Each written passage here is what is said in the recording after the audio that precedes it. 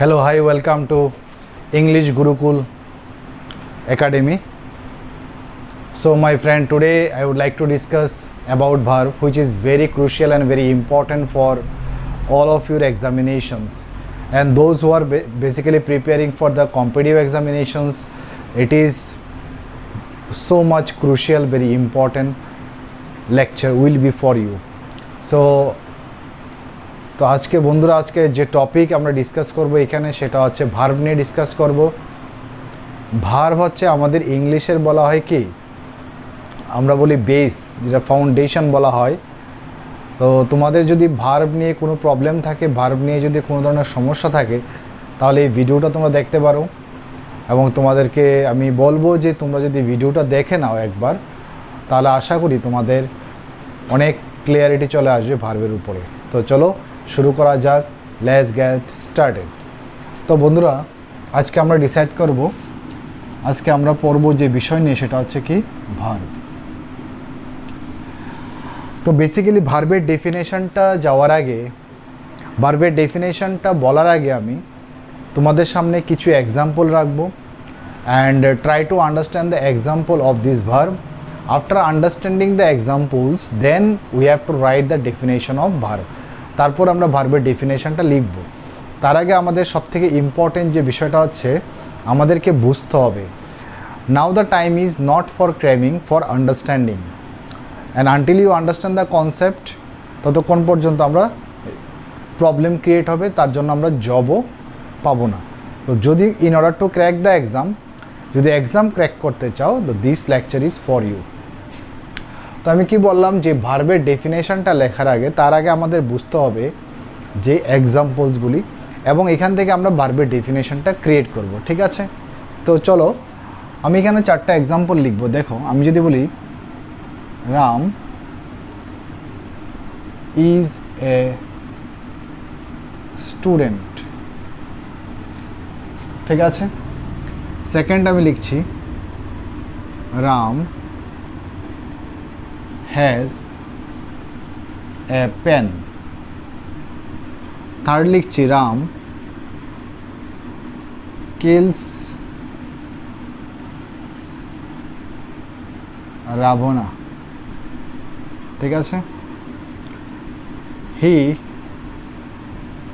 died yesterday। 4টা example আমি লিখেছি এখানে। এখন এই 4টা এক্সাম্পলকে বোঝার চেষ্টা করো, ঠিক আছে? তো রাম ইজ এ স্টুডেন্ট, আমরা যদি একটু ভালো করে বোঝার চেষ্টা করি, তাহলে দেখতে পাবো এখানে যে রাম ইজ এ স্টুডেন্টের মধ্যে এখানে ইজ হচ্ছে এখানে লিঙ্কিং ভার্ব। কী ভার্ব এখানে বন্ধুরা? Linking verb. ইজ হচ্ছে এখানে লিঙ্কিং ভার্ব।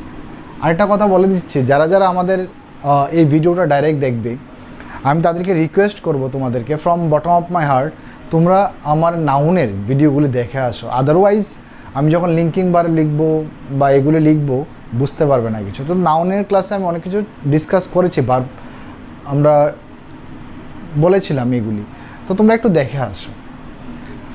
তাছাড়া ডাইরেক্টলি যদি দেখো, তাহলে ওয়েট করো, আমরা এখানে লিঙ্কিং ভার্ব সম্পর্কেও পড়ব। আপাতত একটু বুঝে নাও, এখানে ইজ হচ্ছে লিঙ্কিং ভার্ব, বা আমরা স্টেটিভ ভার্বও বলতে পারি, বা মেইন ভার্বও বলতে পারি। তো রাম ইজ এ স্টুডেন্ট, তো এখানের মধ্যে ইজটা হচ্ছে এখানে স্টেটিভ ভার্ব বা লিঙ্কিং ভার্ব। তো এখানে কি বোঝাচ্ছে? এখানে বোঝাচ্ছে সাবজেক্ট নিজে কি হয়। দেখো, রাম ইজ এ স্টুডেন্ট, তো এটা হচ্ছে স্টুডেন্টটা, যে এটা কার কমপ্লিমেন্ট? সাবজেক্টের কমপ্লিমেন্ট। সাবজেক্টের কমপ্লিমেন্ট মানে এখানে সাবজেক্ট নিজে কি হয় এটা সম্পর্কে বোঝাচ্ছে। এখানে সাবজেক্ট কি হয়? সাবজেক্ট হয় একজন স্টুডেন্ট। তার জন্য আমরা এটাকে বলবো স্টেট অফ বিং। কি বলবো এটাকে? স্টেট অফ বিং, ঠিক আছে? State of being means subject নিজে কি হয় সেটাকে বোঝায়। নেক্সট সেন্টেন্স যদি আমি দেখি, রাম হ্যাজ এ পেন, তো এখানের মধ্যে যদি একটু ভালো করে অবজার্ভ করো, এখানে হ্যাজটা কী ভার্ব? হ্যাজ হচ্ছে এখানে মেইন ভার্ব, তাই কি না? Ram has a pen. তো আমরা যদি দেখি, এখানে রামের কাছে কি আছে বোঝাচ্ছে, রামের কাছে একটি কলম আছে, তাই কি না? আগের সেন্টেন্সের মধ্যে দেখো কি ছিল, রাম কি হয়, রাম একজন কি হয়, রাম হয় একজন স্টুডেন্ট, দ্যাট মিনস সাবজেক্টের অবস্থাকে বোঝানো হচ্ছে, সাবজেক্ট নিজে কি হয়। আর সেকেন্ড সেন্টেন্সের মধ্যে বোঝাচ্ছে সাবজেক্টের কাছে কি আছে। তো এটা হবে কি স্টেট অফ পজিশন। কি হবে? State of position. পজিশন মানে কি সাবজেক্টের কাছে কি আছে। তো দুটোই তো অবস্থাকে বোঝাচ্ছে, অবস্থা মানে স্টেটকে বোঝাচ্ছে, বাট একটা বোঝাচ্ছে সাবজেক্ট নিজে কি হয়, আরেকটাতে বোঝানো হচ্ছে সাবজেক্টের কাছে কি আছে। Third, Ram kills Ravana. তো এই সেন্টেন্সের মধ্যে রাম কাকে মারে? রাবণাকে। তো এখানের মধ্যে কিলস হচ্ছে একটা অ্যাকশন ভার্ব, যেটাকে আমরা মেইন ভার্ব বলবো, তাই কি না? তো এটার মধ্যে অ্যাকশন হচ্ছে কি না দেখো। প্রথম দুটো সেন্টেন্সের মধ্যে অবস্থাকে বোঝানো হচ্ছে, এখানে কোনো অ্যাকশন হয়নি। কিন্তু এখানে কি কোনো অ্যাকশন হয়েছে? এখানে কোনো অ্যাকশন হয়নি, বাট থার্ড সেন্টেন্সের মধ্যে অ্যাকশন হয়েছে। রাম কিলস রাবণা, রাম এখানে কোনো একটা অ্যাকশন করছে। কি করছে? রাম মারছে কাকে? রাবণাকে। তো দ্যাট মিনস আমরা বলতে পারি যেহেতু এখানে অ্যাকশন হচ্ছে, তো এটা অ্যাকশনটা কী নেচারের? Action of doing. কি হবে? Action of doing. লাস্ট সেন্টেন্সটা দেখো, he died yesterday. He died ইয়েস্টারডের মধ্যে আমরা যদি একটু ভালো করে অবজার্ভ করি তাহলে দেখতে পাবো এখানে অ্যাকশন হচ্ছে কিনা। ইয়েস স্যার, এখানে অ্যাকশন হয়েছে, এখানেও অ্যাকশন হয়েছে, বাট এখানে অ্যাকশনটা কী রকমের? সে কি নিজের ইচ্ছায় মারা গেছে? কেউ কি আর ইচ্ছা করে মরতে চায়? দ্যাট মিনস ওর সাথে এটা ঘটেছে, বা আমরা বলতে পারি ওর সাথে এটা হয়েছে। দ্যাট মিনস এখানেও অ্যাকশন হয়েছে, বাট এটাকে বলা হয় অ্যাকশন অফ হ্যাপেনিং। কি বলা হবে ফ্রেন্ডস? Action of happening. আশা করি তোমরা বুঝতে পারছো। তো লিখে নাও, এগুলি নোট ডাউন করে নাও।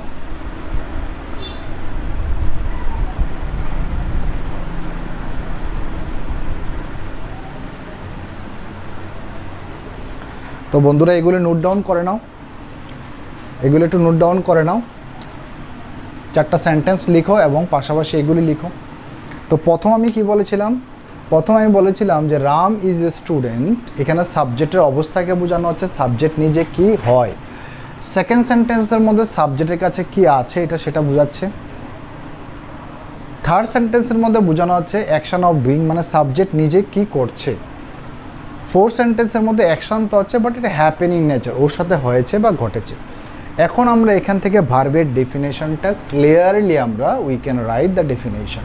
তাহলে ভার্বের ডেফিনেশনটা আমরা এখান থেকে লিখতে পারি। দেখো কীভাবে লিখি। তো প্রথমত ভার্ব কি? ভার্ব হচ্ছে একটা word. Verb is a word which express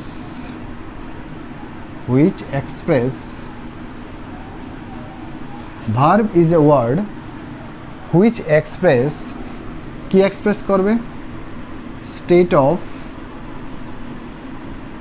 being, state of position,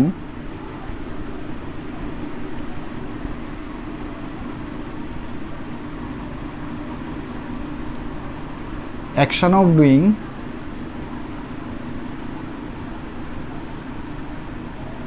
and action of happening.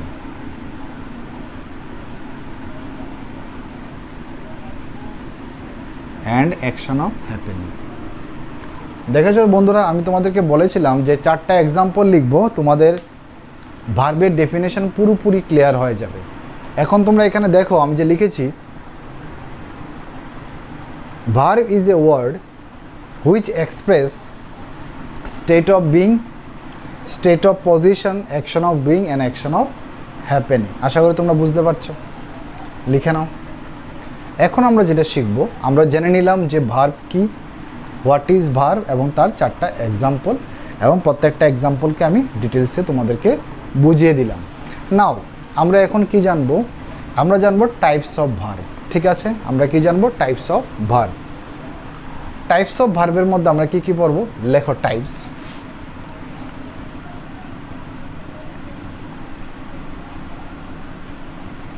Types of verb. ঠিক আছে, তো ভার্বে কী কী টাইপস রয়েছে দেখো। তো প্রথম আমরা লিখব এখানে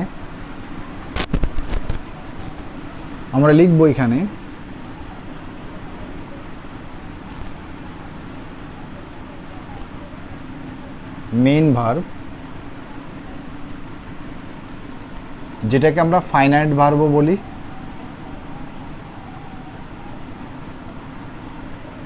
সেকেন্ড হচ্ছে নন ফাইনাইট ভার্ব,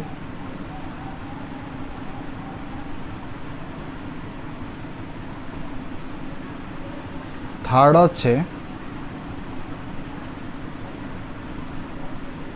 হেল্পিং ভার্ব। ঠিক আছে, তো টাইপস অফ ভার্বের মধ্যে আমরা তিনটা টাইপস পড়বো। একটা হচ্ছে মেইন ভার্ব, নন ফাইনাইট ভার্ব, একটা হচ্ছে হেল্পিং ভার্ব। ঠিক আছে, এটা নোট ডাউন করে নাও।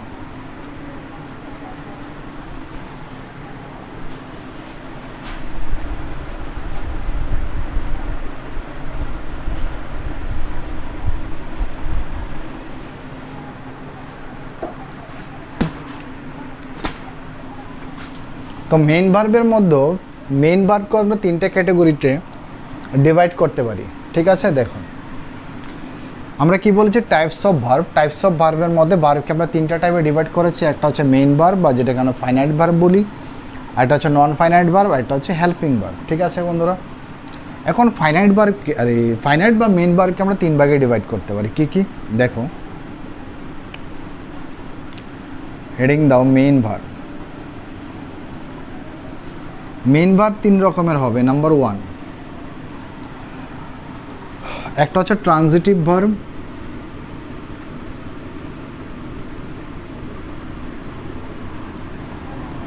নাম্বার 2 হচ্ছে ইনট্রানজিটিভ ভার্ব,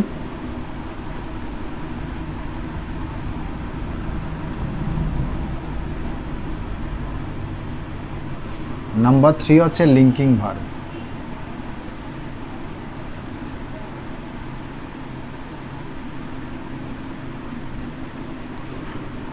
ঠিক আছে, মেইন ভার্বকে আমরা তিন ভাবে ডিভাইড করতে পারি। একটা হচ্ছে ট্রানজিটিভ ভার্ব, ইনট্রানজিটিভ ভার্ব, একটা হচ্ছে কি বন্ধুরা লিঙ্কিং ভার্ব। ঠিক আছে, তো এটা নোট ডাউন করে নাও। নন ফাইনাইটকে আমরা তিন ভাগে ডিভাইড করতে পারি। লেখো নন ফাইনাইট ভার্ব। নন ফাইনাইট ভার্ব এটাকে আমরা তিনটা পার্টে ডিভাইড করতে পারি। নাম্বার 1 জিরান্ড, নাম্বার 2 ইনফিনিটিভ,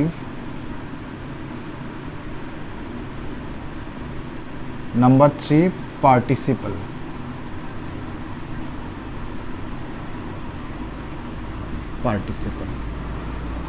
তো মেইন ভার্ব যেটাকে আমরা ফাইনাইট ভার্ব বলি, এটাকে আমরা তিনটা পার্টে ডিভাইড করতে পারি।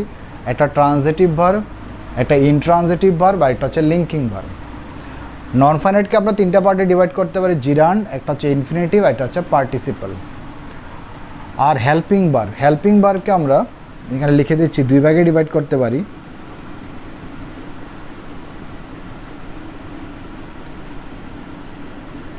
একটা হচ্ছে প্রাইমারি হেল্পিং ভার্ব বা প্রাইমারি অক্সিলিয়ারি ভার্বও বলতে পারি। একটা হচ্ছে প্রাইমারি হেল্পিং ভার্ব, আর এটা হচ্ছে মডেলস। লিখে না, আমি একটু দেখে নিচ্ছি দেখা যাচ্ছে কিনা।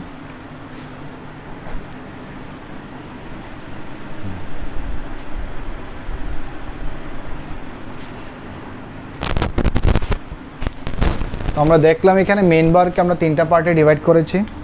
কি কি? একটা হচ্ছে ট্রানজিটিভ ভার্ব, একটা হচ্ছে ইনট্রানজিটিভ ভার্ব, একটা হচ্ছে লিঙ্কিং ভার্ব। নন ফাইনাইটকে আমরা তিনটা পার্টে ডিভাইড করেছি, জিরান্ড, ইনফিনিটিভ, একটা হচ্ছে পার্টিসিপল। হেল্পিং ভার্বকে প্রাইমারি হেল্পিং ভার্ব, আর হচ্ছে মডেল হেল্পিং ভার্ব। তো মেইন ভার্ব এবং নন ফাইনাইট ভার্ব বা ফাইনাইট এবং নন ফাইনাইটকে আমরা ভার্ব বলছি ঠিকই, বাট নন ফাইনাইট ভার্বের কাজ না করে কিসের কাজ করবে? নাউনের, অ্যাডজেক্টিভের এবং অ্যাডভার্বের কাজ করবে। যখন আমরা নন ফাইনাইট পড়ব তখন এগুলি সম্পর্কে আমরা বলবো। বাট এখন একটা পার্ট, ছোট একটা পার্ট থেকে শুরু করছি। মেইন ভার্ব যেটাকে আমরা ফাইনাইট ভার্ব বলি, এটার ক্ষেত্রে যে তিনটা পার্টে ডিভাইড করা হয়েছে, ট্রানজিটিভ, ইনট্রানজিটিভ আর লিঙ্কিং।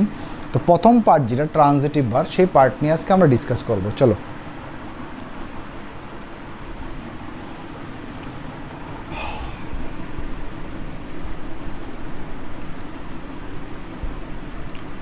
আমরা দেখে নিচ্ছি এখানে ট্রানজিটিভ ভার্ব কি, ঠিক আছে, হেডিং দাও ট্রানজিটিভ ভার্ব।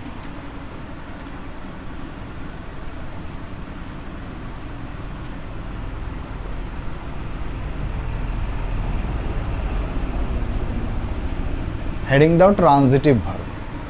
তো transitive verb, what is transitive verb? Transitive verb বলতে আমরা কি বুঝি? ট্রানজিটিভ ভার্ব আমরা চিনব কীভাবে যে এটা ট্রানজিটিভ না ইনট্রানজিটিভ না লিঙ্কিং? তো প্রত্যেকটা বিষয় আমি স্লোলি অ্যান্ড গ্র্যাজুয়ালি তোমাদেরকে বোঝানোর চেষ্টা করছি, ঠিক আছে, এবং খুব স্লোলি পড়াচ্ছি। তো দেখো ট্রানজিটিভ ভার্ব আমরা কোনটাকে বুঝি? ট্রানজিটিভ ভার্ব হচ্ছে, transitive verb is a verb which takes an object. মানে ট্রানজিটিভ ভার্ব হচ্ছে এমনই একটি ভার্ব যার কি থাকবে? অবজেক্ট থাকবে। মানে যেসব ভার্বের কি থাকবে? অবজেক্ট থাকবে, সেই সকল ভার্বকে আমরা বলছি কি? ট্রানজিটিভ ভার্ব, ঠিক আছে। তো এক্সাম্পল দিয়ে তোমাদেরকে বুঝিয়ে দিচ্ছি। দেখো আমি যদি বলি Ram place cricket, Ram place cricket, এই সেন্টেন্সের মধ্যে অবজেক্ট আছে কি না? How do we understand about it? কীভাবে বুঝবো যে এই সেন্টেন্সের মধ্যে অবজেক্ট আছে কি না? তো অবজেক্টকে ডিফাইন করতে গেলে বা অবজেক্টকে বুঝতে গেলে আমাদেরকে কিছু কোশ্চেন ওয়ার্ড নিয়ে আমাদের কোশ্চেন করতে হবে। দেন উই রিকগনাইজ যে এই সেন্টেন্সের মধ্যে অবজেক্ট রয়েছে কিনা। চলো আমরা দেখে নিচ্ছি।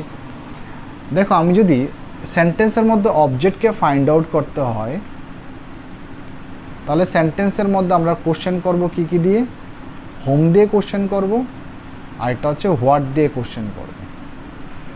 যদি আমরা সেন্টেন্সের মধ্যে হোম দিয়ে কোশ্চেন করি আর হোয়াট দিয়ে কোশ্চেন করি, তাহলে সেন্টেন্সের মধ্যে আমরা অবজেক্টকে খুঁজে পাবো, ঠিক আছে।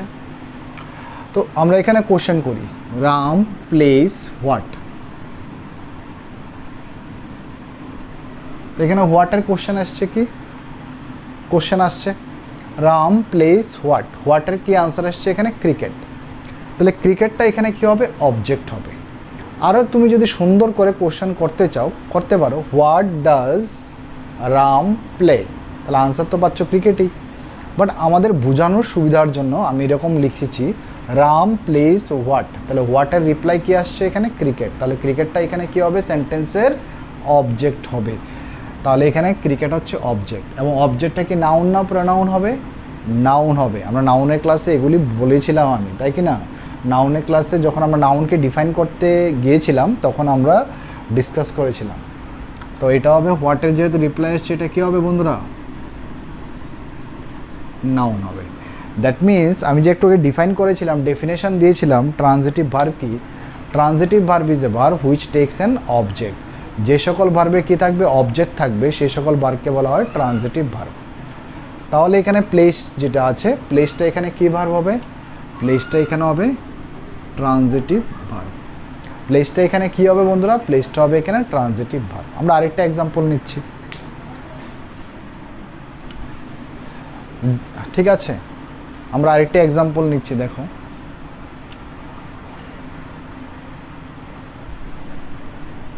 আমি যদি বলি রাম টিচেস মি, আমি পাশাপাশি এদিকে লিখে নিচ্ছি অবজেক্টকে ফাইন্ড আউট করতে হলে আমাদের কী কী দিয়ে কোশ্চেন করতে হবে? হোম দিয়ে, আর কী দিয়ে কোশ্চেন করতে হবে? হোয়াট দিয়ে, তাই কি না? তো এই সেন্টেন্সের মধ্যে যদি আমি দেখি রাম টিচেস মি, এখানের মধ্যে অবজেক্ট কোনটা বা how do you find out object in that sentence? কীভাবে বের করবো? কোশ্চেন করো, কোশ্চেন করো রাম টিচেস হোম। এখানে যদি আমি হোম দিয়ে কোশ্চেন করি, এখানে যদি আমি হোম দিয়ে কোশ্চেন করি রাম টিচেস হোম, তাহলে আনসার কী পাচ্ছ? মি। তাহলে মিটা হবে এখানে অবজেক্ট, ঠিক আছে। মিটা এখানে কী হবে? অবজেক্ট হবে। এবং অবজেক্টটা নাউন না প্রোনাউন? প্রোনাউন হবে, বিন্দাস বলতে পারো। তো এভাবে যদি পড়তে পারি তাহলে English will become more easier for you, ঠিক আছে কি না? তো এগুলো একটু নোট ডাউন করে নাও তোমরা।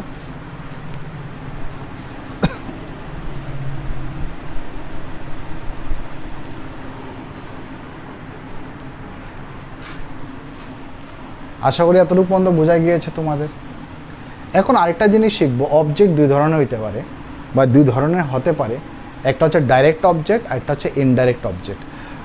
যেমন আমরা এখানে অবজেক্ট দেখলাম, এখন আমি একটা সেন্টেন্স লিখবো, এখানে সেন্টেন্স লিখবো এবং তোমাদেরকে ডাইরেক্ট এবং ইনডাইরেক্ট অবজেক্ট কীভাবে ফাইন্ড আউট করতে হয় এটা আমি তোমাদেরকে বলছি। দেখো, যদি সেন্টেন্সে হোম দিয়ে প্রশ্ন করো তাহলে সেন্টেন্সের মধ্যে ইনডাইরেক্ট অবজেক্ট পাবে। কী পাবে? Indirect object. আর সেন্টেন্সের মধ্যে হোয়াট দিয়ে প্রশ্ন করো তাহলে সেন্টেন্সের মধ্যে কী পাবে? Direct object. ঠিক আছে, আমি একটি সেন্টেন্স লিখছি এবং এটা তোমাদেরকে বোঝানোর চেষ্টা করছি। দেখো,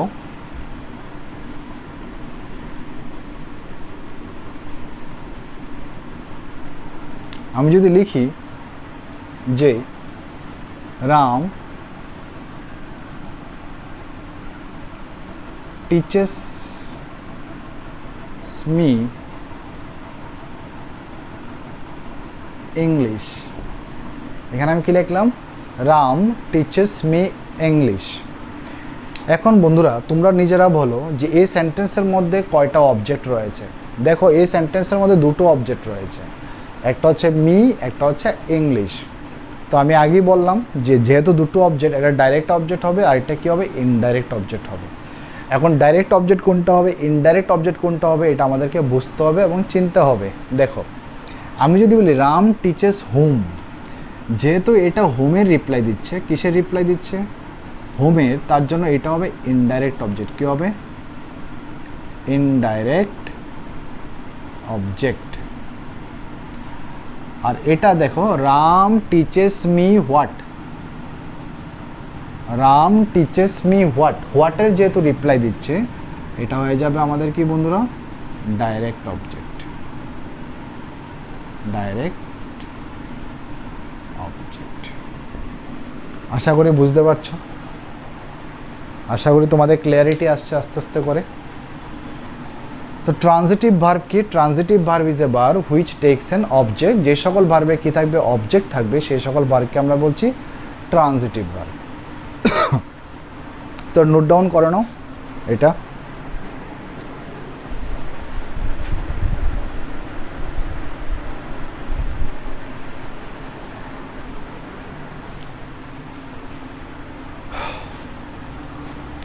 এটা একটু নোট ডাউন করে নাও। তো আমরা তো ট্রানজিটিভ ভার্ব বুঝতে পেরেছি, আমরা ট্রানজিটিভ ভার্ব সম্পর্কে ডিটেইলসে পড়ব। কীভাবে পড়ব? ট্রানজিটিভ ভার্ব এবং ইনট্রানজিটিভ ভার্ব ডিফারেন্স করে করে, যেমন কিছু ভার্ব নেও ফেল, ফল, অ্যারাউজ, অ্যারাইজ। ঠিক আছে, এই ভার্বগুলি ফ্লাই, ফ্লাই কী হতে পারে? ট্রানজিটিভ ভার্বও হতে পারে, ফ্লাই আবার ইনট্রানজিটিভ ভার্বও হতে পারে। এখানে আমাদের এমবি ট্রানজিটিভ ভার্বও আছে। দ্যাট মিনস আমরা প্রত্যেকটা সম্পর্কে ডিটেলসে স্টাডি করব। আমি জাস্ট আপাতত তোমাদেরকে মোটা আমি একটা আইডিয়া দিচ্ছি যে অ্যাকচুয়ালি ট্রানজিটিভ ভার্ব কি, ইনট্রানজিটিভ ভার্ব কি। বাট আমাদের এক্সামের জন্য যেহেতু আমরা প্রিপারেশন করছি, we are preparing for the competitive exam or our real life exams, that how can we boost up our knowledge or the accelerate up our knowledge or gearing up our knowledge in the field of English language, we should have the endeavor to learn this subject. তো তার জন্য আমাদেরকে, আমি just তোমাদেরকে slowly and gradually বোঝাচ্ছি, ডিটেলসে আমরা study করব। জাস্ট আমি মোটা মিস অল্প করে জাস্ট তোমাদের ইন্ট্রোডাকশান দিচ্ছি অ্যাকচুয়ালি ট্রানজিটিভ এবং ইনট্রানজিটিভ ভার্ব কী। তো আমরা ট্রানজিটিভ ভার্ব তো বুঝে গেলাম, এখন ইনট্রানজিটিভ ভার্বকে একটু বুঝে নিচ্ছি।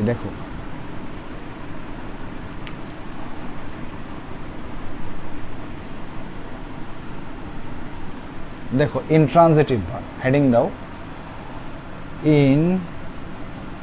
Intransitive verb. ইনট্রানজিটিভ ভার্বের ডেফিনেশনটা আমরা একটু ক্লিয়ার করে নিই। ইনট্রানজিটিভ ভার্ব বলতে আমরা কি বুঝি? What do you understand about the term of intransitive verb? তুমি যদি ইনট্রানজিটিভ ভার্বকে ডিফাইন করতে চাও তাহলে এইভাবে ডিফাইন করতে পারো যে intransitive verb is a verb which does not take an object. That means intransitive ভার্বের পরে অবজেক্ট বসে না। দ্যাট মিনস যে সকল ভার্বের পরে অবজেক্ট বসে না সেই সকল ভার্বকে আমরা বলছি ইনট্রানজিটিভ ভার্ব। আশা করি বুঝতে পেরেছো। চলো এক দুটো এক্সাম্পল দিয়ে দেখে নিচ্ছি। আমি যদি বলি রাম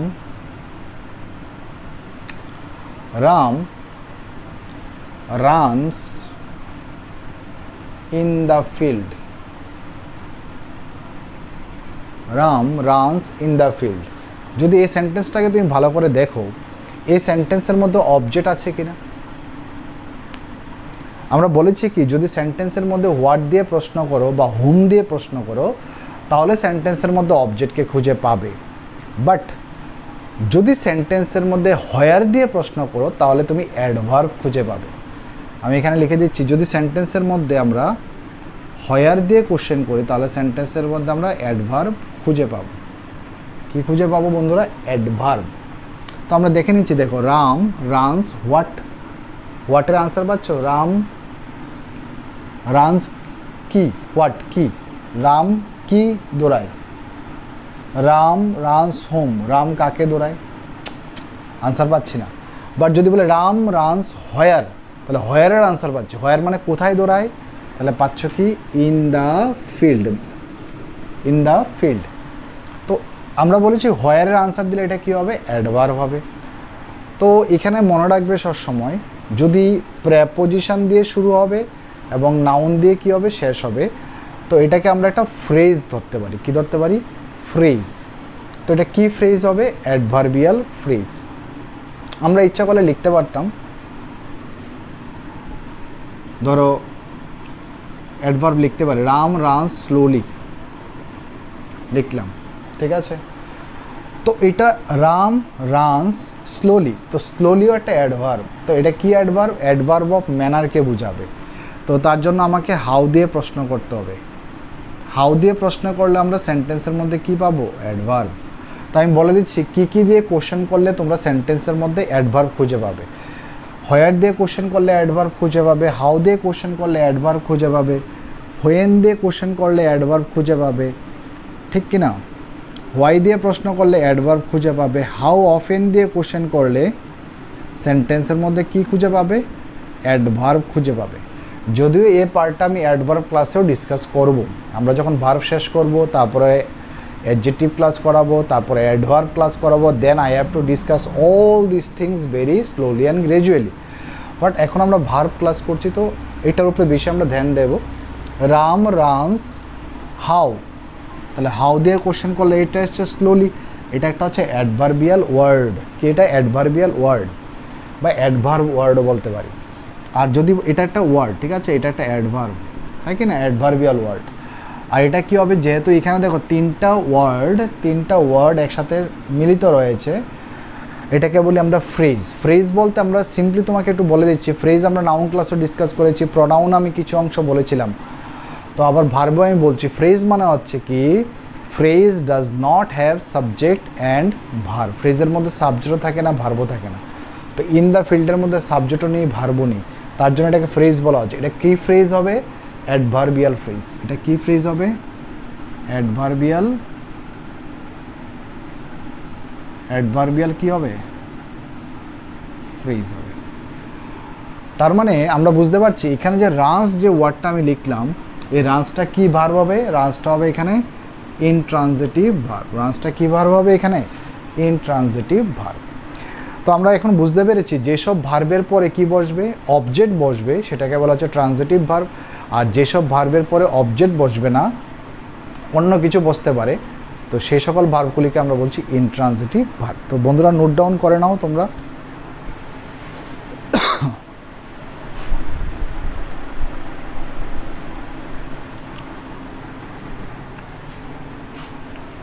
তো নোট ডাউন করে নাও এটা। তো আজকে আমরা যে পার্ট নিয়ে আলোচনা করেছিলাম, ট্রানজিটিভ এবং ইনট্রানজিটিভ, সিম্পল দুটো এক্সাম্পল দিয়ে আমি তোমাদেরকে ক্লিয়ার করালাম। জাস্ট অল্প, জাস্ট মোটা বলতে পারো না, যে হালকা হালকা আমি টাচ করলাম। বাট আমরা ডিটেলসে ট্রানজিটিভ এবং ইনট্রানজিটিভ ভার্ব পড়তে হবে। ট্রানজিটিভ ভার্ব ডুইং নেচারের হতে পারে, ইনট্রানজিটিভ ভার্ব ডুইংও হতে পারে, হ্যাপেনিংও হতে পারে, ঠিক কি না? ট্রানজিটিভ ভার্ব ডুইং নেচারের হতে পারে, ইনট্রানজিটিভ ভার্ব ডুইংও হতে পারে, হ্যাপেনিংও হতে পারে। এখন আমাদের এগুলি বুঝতে হবে। তো এগুলি আমরা ডিটেলসে পড়ব, বাট আজকের ক্লাসে হবে না, বাট নেক্সট ক্লাসে আমরা ডিটেলসে স্টাডি করব, ঠিক আছে? তো আজকে ট্রানজিটিভ এবং ইনট্রানজিটিভ ভার্ব সম্পর্কে আমরা ছোট্ট একটা আলোচনা করেছি। লিঙ্কিং ভার্ব নিয়ে আমরা ডিসকাস করব, লিঙ্কিং ভার্ব আমরা কীভাবে চিনব। Is, am, are, was, were এগুলি ছাড়াও আমাদের আরও লিঙ্কিং ভার্ব রয়েছে, যেমন বি রয়েছে, বিকাম রয়েছে, গ্রো রয়েছে, টার্ন, কাম, গো, অনেক ভার্ব রয়েছে যেগুলি লিঙ্কিং ভার্ব হিসাবে কাজ করে সেন্টেন্সের মধ্যে। সেগুলি সম্পর্কে আমাদের আইডিয়া থাকতে হবে। তো বন্ধুরা, আজকের ক্লাসে আমি এ পার্টি রাখছি। তো নেক্সট ভিডিওতে আমাদের দেখা হবে যে লিঙ্কিং ভার্ব নিয়ে, এবং লিঙ্কিং ভার্ব থেকে আমরা শুরু করব।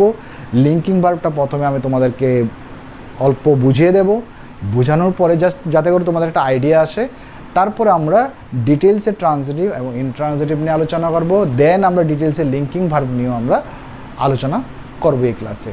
তো আজকে ভিডিওতে এতটুকুই। থ্যাংক ইউ সো মাচ যারা যারা আমার ভিডিও দেখছো, and wish you all the best.